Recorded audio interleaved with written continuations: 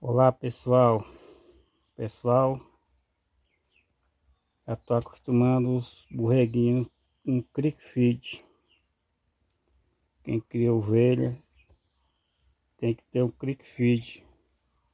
Os borreguinhos comer um concentrado sossegado das mães, que quando você for apartar com 90 dias, ele já tá forte, acostumado. Eu botei as mães pro pasto, porque tinha uma comendo, se alimentando capim cortado, outro não queria comer. Sempre você tem que estar com cuidado nisso. A mãe tem que estar com barriga cheia. E ter o concentradinho para elas com umas 2 vezes por dia. Aí já estão, ó. Escutei hoje, já estão assim, ó.